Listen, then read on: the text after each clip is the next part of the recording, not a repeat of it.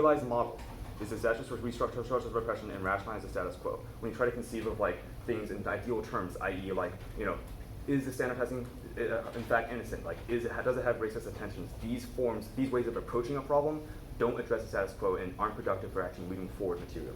Okay. That's our argument. That doesn't seem super explanatory, but it's fine. Let's move on. So ontology focuses too abstract. Why is this applicable to the app? Like, sure. What do we have to do with ontology? Yeah. I mean, our argument is that you just shouldn't make totalizing claims about whether or not standardized tests can be reified. Like, they are just one tool, one thing that has been clocked in one way, which means that like trying to say like if their intentions are inherent is bad. Okay, that's fine. Can you explain the saviorism to say? Sure. It's like, wow, you've read an app that talks about black people and how standardized tests are bad. Like, what is the purpose? How does your model debate solve that? How does I'm not reading a model. I don't advocate for a model debate. I'm just saying that the you one advocate for a different framing mechanism. Fine. Why does your framing mechanism solve that? I never did. Why does your framing mechanism? No, I accept your framing mechanism. I'm just saying that your framing mechanism should force you to, one, address the material consequences of your plan, and two, shouldn't link into any of the anti-black reps that we have. That's fine. Let's talk about like the dissad. Sure. What study does this Richards and Awokaya 12 evidence cite? The Richards? Hold on.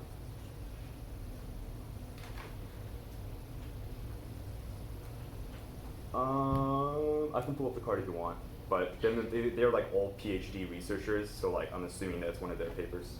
I think it's just a summary of their report. Like this is a summary from that paper. Okay, that's fine.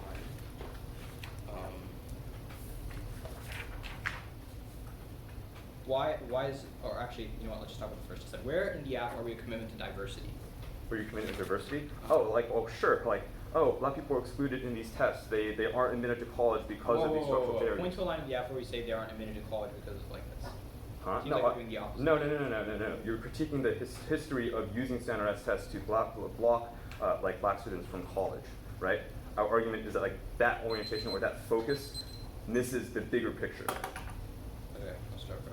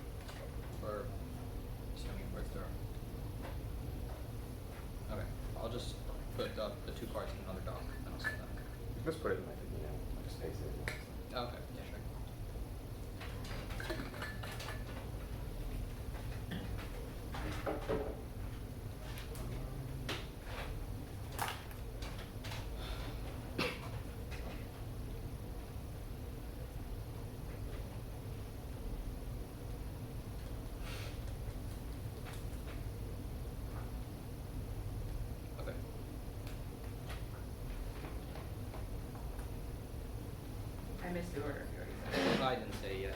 I just sent the cards to you though. They're just like in the email. Order? Okay, so the order, the app framing, materialism stuff, app offense, wait, sorry. I just fill my apps into and then the also order.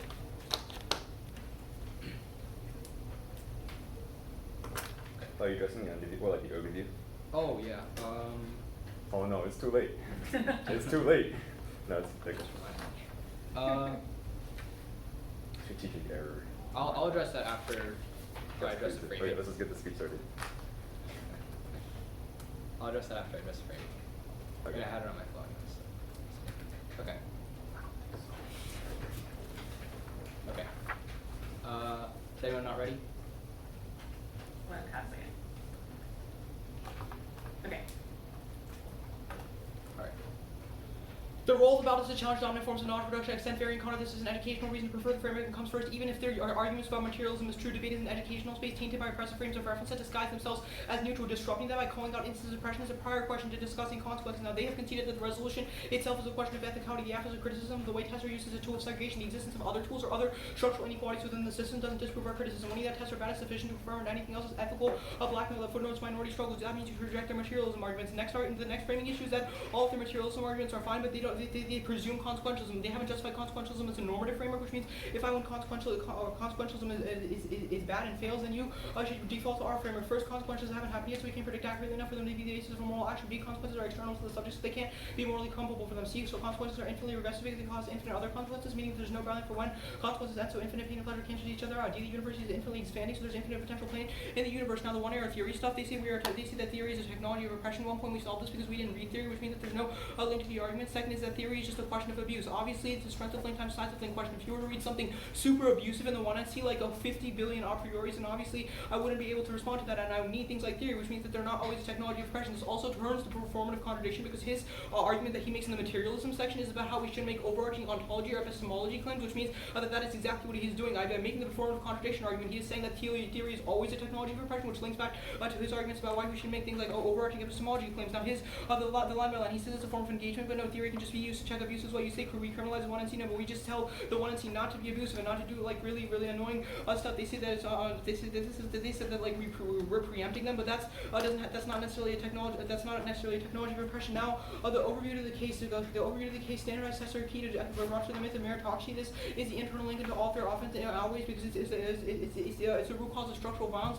The myth of meritocracy is how narratives of stereotypes are created within educational systems in the first place, which means all educational inequalities are a product of that meritocracy, which means only the app resolves structural violence within educational systems. That answers back all of their arguments about why educational inequalities exist, about why other educational inequalities exist. Now the de Beauvoir evidence proper. First, there's no way to quantify how much removing tests shift different factors in the admissions process. No quantification means the impact of shifts is marginal. The app outweighs. Second, the app causes a culture shift that solves all causes. That's our structural violence argument. Third, regional reps have context, which tells they know about things like which extracurriculars are available in certain areas and understand financial context behind them. Next, minorities are more likely to have a GPA discrepancy. Means GPA is preferable to test Sanchez and Matter. In 18 studies found higher GPAs to tend to test scores tend to be female, minority, and local. Only small percentage of students constitute the highest and moderate GPA discrepant students are more likely to have higher socioeconomic status and SAT discrepant. And I'll reject prediction argument. They've conceded the Hernandez evidence that says that even if tests predicted to achieve imperfectly, they would be doing so on the basis of accumulated resources that privileges white males. Any predictive measure makes it impossible to unmask tools of oppression and even address things like material inequalities, which means you should reject things like the DISAT, the Woolridge evidence. They say that they're an objective test, but no, you've conceded the SD11, which says that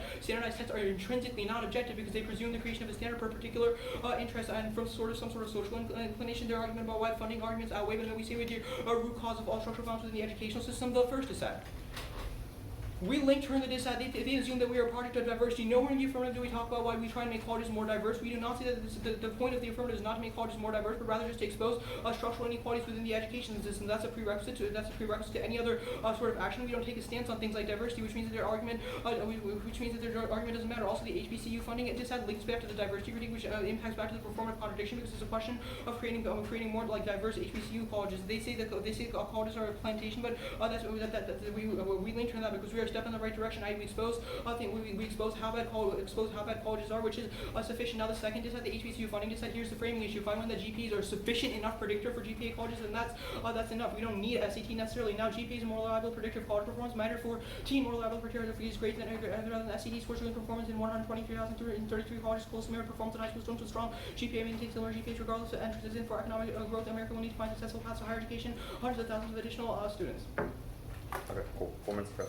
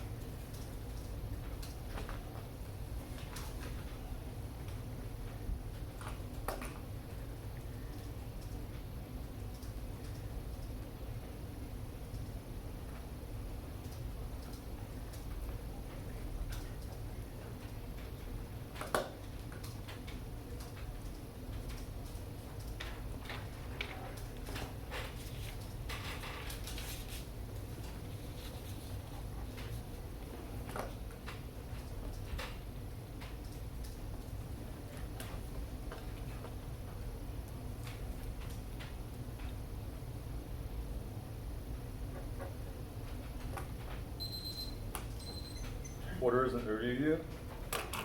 The one is these spikes, the materialism page, then the case, then the co-op and Where should I put the overview? On the spikes. On the spikes, okay. Yeah, anywhere really. So new overview on his overview. And Yeah. then his case, materialism, So sorry, materialism then is case. Okay. Yeah. Is that good? Give me one sec. Yep. You said materialism after the. Materialism after the, yes. Oh, no, sorry, materialism after the spikes. Like the overview is the. Okay, yeah. Awesome. Okay, yeah. Okay.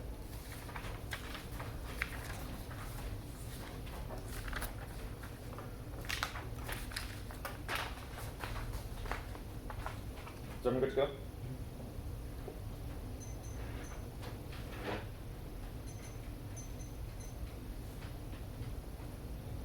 The problem with this run is that you could consider way too many the framing issues that articulate precisely why their role about all of our offense does into their role about. There's two framing issues that you should consider. The first is you consider the performative offense comes first. The perf-con argument had three weighing arguments that were all dropped. I'm going to go for the third one, which is that all of their representations are a function of pre-fiat level. Even if their policy is a good idea, it does not matter if the actual violence that they do in round and the knowledge that actually create after you vote affirmative is bad. I'm also going to go for the B subpoint, which is that even if they're advocating a good policy, if they present it in a bad way, then whenever they go in the road and represent things, yes, they'll say that they want to help black people, but they end up only fucking them over. Both of these arguments were straight conceded, and it means that if I win the presentation of the one EC, i.e. their representations are out of value, then you should vote negative underneath the own rule about. The second framing issue that we have articulated specifically why we link to the firm. The two years going to get up and try to say that they do all our offense. We should not let them do so. One point is that all of our one point is that in the one and R explicitly articulated why their focus on epistemology requires that we focus on how their performance is and why materialism is a good way to understand epistemology. Second is that CX definitely confirms all these arguments. We specifically outline how at the end of the run you should gut check, evaluate whether or not they want to see as a whole as anti-black. It certainly is. And the first place that happens is on the Spikes page. Extend. He's not answering enough arguments here. We're going to go. He conceded the C and D points. We're going to go for the first. We're going to go for the D point. They ignore the structural inequalities of the debate that inevitably exist. Black debaters cannot access their conception of fairness because they don't have the money to get on a train and get to Yale and compete in the round of the first. He said ignores that the debate will inevitably be skewed and their focus on fairness only co-opposite. Their responses, they firstly stated that they didn't actually read the theory. So one point is that yes, you did. You literally read the text preamp. So two is that no, it's not about whether you read theory. So it's whether but your participation in theory debate that is unethical. Their second argument, they say that they needed to respond to a piece that does not matter. We were not abusive in the one. Our argument is that engaging in theory in of itself, knowing that it is an unethical practice, is a bad idea. We're also going to send the CISA point, which is that going for theory is just white privilege. Just white people saying, hey, I don't want to debate this because I don't deserve to do this. That it always comes from a position of privilege that is not accessible. They was also a conceded argument. Their only response past that is this argument about how perform arguments are ontological and why we say ontology is bad. One is it's not ontological. We're not doing a structural analysis. We're saying that this specific practice within the debate is bad and empirically is exclusionary. 2 point is that our only argument that the one AC's instances a bad idea. We have never made any ontological claims. Overall, second place you go is the materialism page.